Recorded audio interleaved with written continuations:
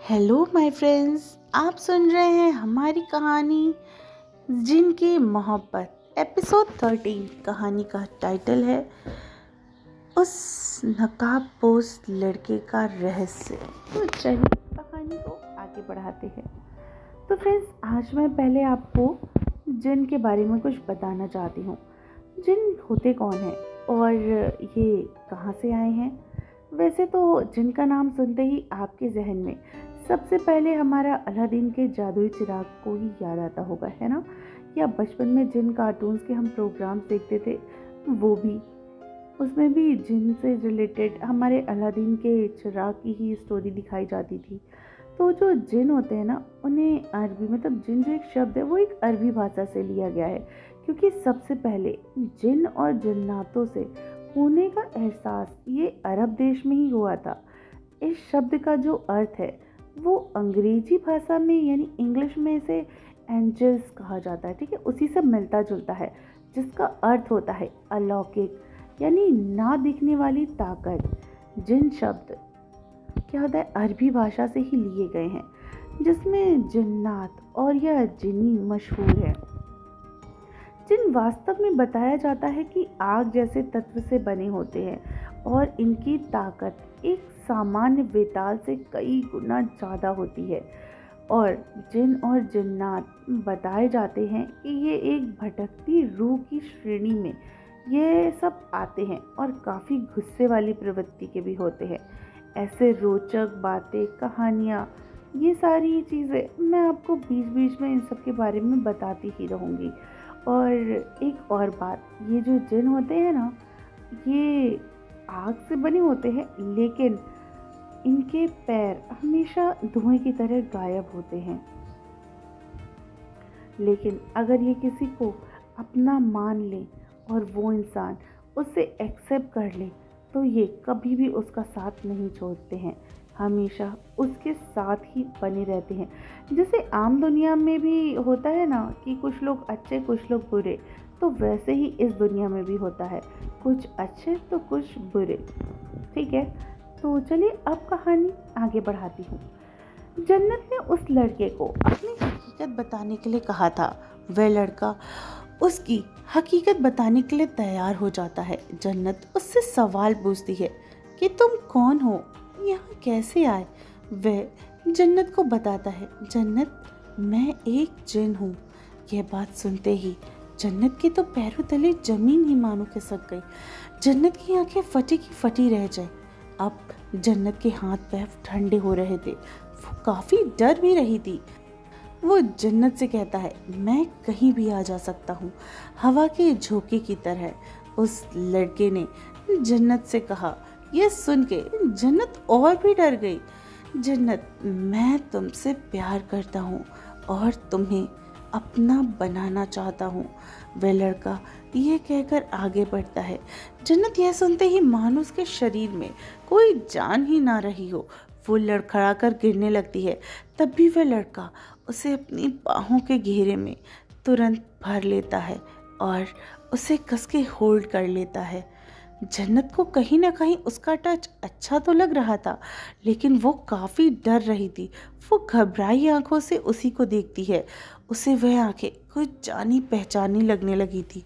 क्या तुम वो ही हो जिसने मुझे आज पहाड़ी से गिरते वक्त बचाया था?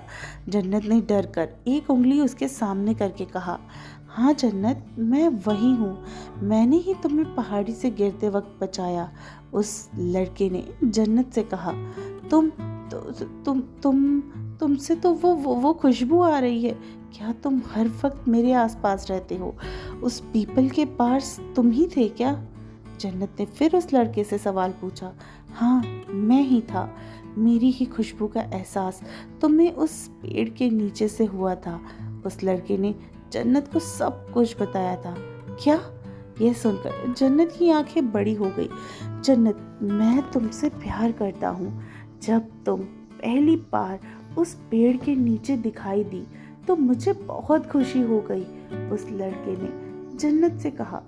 तुम यहाँ से चले जाओ, मैं तुमसे प्यार नहीं करती, जाओ यहाँ से। जन्नत ने घबराते हुए बड़ी हिम्मत करके उसे वहाँ से जाने के लिए कहा। जन्नत, वह लड़का जन्नत की आंखों में देखता हुआ, तुम और मैं एक साथ नहीं हो सकते, चले जाओ यहाँ से, यह कहकर जन्नत रोने लगी। जन्नत, तुम रोना मत, मैं तुम्हारी आंखों में कभी आंसू नहीं देख सकता। मैं यहाँ से जा रहा हूँ, पर तुम खुद ही एक दिन मेरे प्यार से प्यार करने लगोगी। मैं चाहता तो तुम्हें अपनी शक्तियों से सम्मोहन में लाकर वश में कर सकता था, पर मैं तुमसे सच्चा प्यार करता हूँ, इसलिए मैं ये नहीं करूँगा। तुम खुद ही मेरे सच्चे प्यार को खुद भी सच्चा प्यार करोगी और मेरे पास आ जाओगी, ये मेरा वादा है तुमसे। ये कहकर वो लड़का जन्नत को वहां छोड़कर हवा की झोंकी की तरह वहां से चला जाता है। उस लड़के की आवाज अभी भी जन्नत के कानों में गूंज रही थी कि मैं तुमसे सच्चा प्यार करता हूँ। जन्नत अब बेड पर लेट गई। उस लड़के के जाने के बाद ही उसकी खुशबू का कोई भी नामो निशान भी उस जगह पे नहीं रहा, ना ही कमरे में अब वो खुशबू आ रही थी। जन्नत को वो खुशबू हर जगह आना बंद हो गई थी। जन्नत ने उस लड़के की नीली आंखों को और गुलाबी पंखुड़ियों के जैसे सुर्ख लाल होठों पर ही देख पाई थी। जन्नत उस लड़के के ख्यालों में खो गई। माँ ने सच कहा था, जिन होते हैं। मैं इन सब पे विश्वास नहीं करती थी। अब इसे देखकर मुझे इस बात पे तो विश्वास हो गया है कि जिन होते हैं। अब मैं यह मानने लगी हूँ कि जिन का अस्तित्व इस धरती पर है। जन्नत मन ही मन जिन के ख्यालों में खोकर सो गई। दूसरे दिन जन्नत जल्दी से कॉलेज के लिए निकल जाती है। आज जल्दी आने के कारण प्रेशा भी अभी तक कॉलेज नहीं आई थी। जन्नत अपने क्लासरूम में जाती है। थोड़ी देर बाद विशाल, साहिल दोनों साथ ही क्लासरूम में आते हैं। हाय जन्नत, गुड मॉर्निंग, विशाल ने जन्नत से कहा। हाय, गुड मॉर्निंग विशाल। गुड मॉर्निंग साहिल, जन्नत ने दोनों को गुड मॉर्निंग कहा। वेरी वेरी गुड मॉर्निंग जन्नत, साहिल ने मुस्कुराकर जन्नत से कहा। अरे वो तेरी बेस्ट फ्रेंड कहाँ है? क्या नाम है उस बुक्कड़ का? हाँ, प्रेशा, विशाल ने याद करते हुए कहा। क्या यार विशाल, दिन भर उसके साथ रहते हो और उसका नाम भी भूल गए? जन्नत ने गुस्से में कहा। अरे मुझे उसे बुक्कड़ बुलाने की आदत है ना, इसलिए उसका नाम याद ही नहीं रहता। विशाल ने हंसकर जन्नत से कहा, खबरदार मेरी फ्रेंड को बुक्कड़ बुलाया तो। जन्नत ने विशाल से कहा, तो क्या? हाँ हाँ, विशाल ने भी मजाक से जन्नत से कहा। तभी दरवाजे पर प्रेशा क्लासरूम में भागते हुए आती है। वह हाँफने लगी। प्रेशा ने फेस पे बड़ी सी स्माइल थी। वह इतनी खुश थी कि उसका पूरा चेहरा गुलाब की तरह खिल गया था। क्या हुआ प्रेशा, तुम्हारे साथ ऐसा क्या हुआ और तुम इतना दौड़कर क्लासरूम में क्यों आई हो? प्रेशा जब भागते हुए रूम में आती है और अचानक से जन्नत के सामने ही खड़ी हो जाती है। जन्नत उससे काफी सवाल पूछ रही थी। तभी प्रेशा बोलती है, अरे अरे रुको बाबा, मैं बताती हूँ। मैंने बस इतना ही बोल सकी। उसके मुंह से शब्द ही नहीं निकल रहे थे। क्या बकरी की तरह मैं किए जा रही हो? क्या हुआ बोलो, विशाल ने बीच में प्रेशा को टोकते हुए कहा। तुम चुप रहो कन खजूरे कहीं के, प्रेशा ने चिढ़कर विशाल से कहा। तुम दोनों लड़ना बंद करो। प्रेशा क्या हुआ बताओगी अब? साहिल ने प्रेशा से पूछा। जन्नत, मैंने आज कॉलेज के गेट पर इतना हैंडसम लड़का देखा, मतलब खूबसूरत, हसीन, समझ रही हो ना? हैंडसम नहीं, हसीन, खूबसूरत, मतलब 4 गुंडे आ जाए तो मुझे उसको उन गुंडों से बचाना पड़े, इतना खूबसूरत है वो। प्रेशा ने उस लड़के का वर्णन करते हुए उससे कहा। क्या सच में इतना खूबसूरत था वह? उन दोनों की यह बात सुनकर विशाल और साहिल का तो मुंह ही बन गया। हाँ जन्नत, मैंने उसे प्रिंसिपल ऑफिस की तरफ जाते हुए देखा, प्रेशा ने जन्नत को बताया। वह शायद न्यू स्टूडेंट होगा। जन्नत ने प्रेशा को कहा, हे भगवान, उसको मेरी क्लासरूम में भेज देना, मुझे उसे रोज देखने को मिल जाएगा। प्रेशा ने एक्साइटेड होकर जन्नत से कहा, क्या वह बॉलीवुड का हीरो है जो तुम उसकी इतनी तारीफ किए जा रही हो? विशाल ने चिढ़कर प्रेशा से कहा। क्या कॉलेज में रोनाल्डो आया है? इतना तुम रिएक्ट कर रही हो? साहिल ने भी मुंह बनाकर कहा। तुम दोनों तो उसके सामने पानी कम चाय हो। प्रिशा ने हंसते हुए विशाल और साहिल को देखा। देखो, इन दोनों के चेहरे की जेलिसी के मारे लाल हुए जा रहे हैं। जन्नत ने प्रिशा को हंसते हुए कहा, मैं क्यों होऊंगा जेलिस, पागल लड़की। विशाल ने जन्नत को कहा, मुंह देख, तेरा कैसा सड़ा हुआ चूहा लग रहा है। प्रिशा भी बीच में बोलती है, तू तो एक नंबर की बंदरिया है, तुझे सड़ा चूहा बोलती है मुझे, रुक रुक तुझे मैं। विशाल प्रिशा को मारने के लिए उसके पीछे दौड़ रहा था। तभी प्रिशा दौड़ते हुए एक लड़के से टकरा जाती है। वह सामने की तरफ देखने लगती है तो वही लड़का उसके सामने खड़ा था। प्रिंसिपल अंदर आए। उन्होंने विशाल और प्रिशा को डांटा और तुम दोनों अपनी सीट पे जाकर बैठो। प्रिशा और विशाल अपनी सीट पे जाकर बैठ गए। प्रिशा ने जन्नत के कान में हल्के से कहा, जन्नत, ये वही लड़का है। Good morning sir. सभी स्टूडेंट ने प्रिंसिपल को विश किया। Good morning. प्रिंसिपल ने भी सभी स्टूडेंट्स को विश किया। तो स्टूडेंट, आज हमारे कॉलेज में एक न्यू एडमिशन आया है। इसका नाम है मुराद सिंघानिया। इन्होंने इनकी पढ़ाई लंदन यूनिवर्सिटी से की है। ये अब यहीं पर हमारी क्लास में पढ़ने आए हैं। ये अपनी ग्रेजुएशन इसी कॉलेज से करने वाले हैं। सब लोग बस उसी लड़की को ही देख रहे थे। लड़कियों की तो पलकें ही नहीं झपक गई थी। वो शायद अपनी पलकें झपकाना ही भूल गई थी। जन्नत का तो उस लड़के को देखकर मुंह खुला का खुला ही रह गया। प्रिशा तो अभी भी खुशी से चहके जा रही थी। जब साहिल और विशाल की नजर उस लड़के पर गई तो वह भी देख रहे थे। टॉल, फेयर, हैंडसम लड़का उनके सामने खड़ा था। उसने एक वाइट शर्ट और स्काई ब्लू जीन्स पहनी हुई थी। उसकी मस्कुलर बॉडी, जब उन दोनों ने उसके चेहरे को देखा तो जैसे कोई प्रिंस चार्मिंग उनके सामने खड़ा हो। उसकी आंखें गहरी नीली थी, मानो सागर की गहराई उन आंखों में हो। उसके लाल होंठ देखकर तो लड़कियां भी शर्मा जाए। उस लड़के के हल्की सी स्माइल से तो उसके गालों में डिंपल्स नजर आ रहे थे।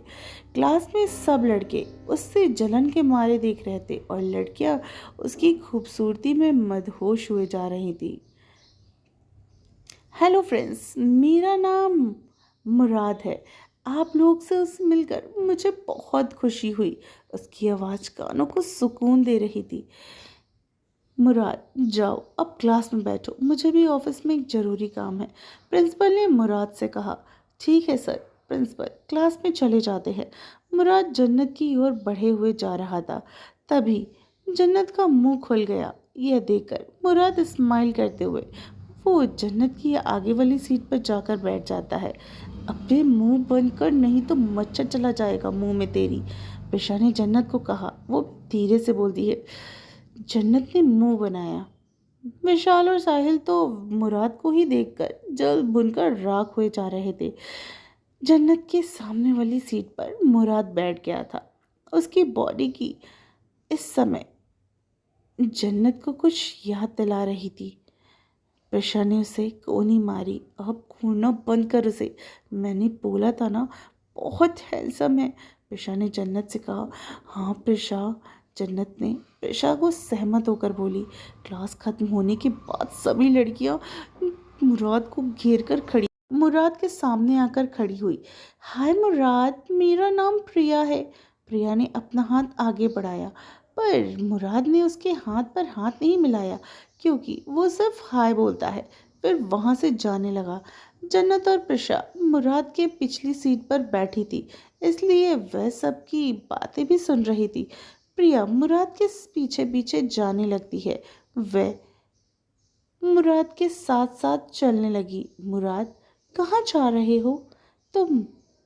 प्रिया ने मुराद से पूछा।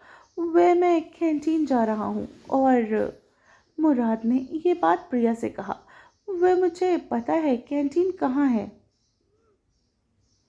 मुराद, चलो मैं तुम्हें वहाँ लेकर चलती हूँ, प्रिया ने मुराद से कहा। ठीक है। यह कहकर मुराद प्रिया के साथ कैंटीन में आ गया।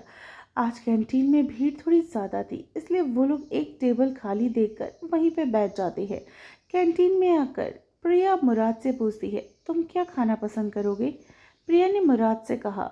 वो मैं समोसा और चाय लूँगा। मुराद ने प्रिया से कहा, ठीक है, मैं तुम्हारे लिए ऑर्डर कर देती हूँ। प्रिया ने मुराद से कहा, नहीं नहीं, तुम रहने दो, मैं ऑर्डर करता हूँ। ये कहकर मुराद ऑर्डर करने के लिए जाता है। प्रिया टेबल की तरफ बढ़ती है और जैसे ही वो एक खाली टेबल पर पास पहुँच गई थी, वहाँ प्रिशा और विशाल आकर बैठ जाते हैं।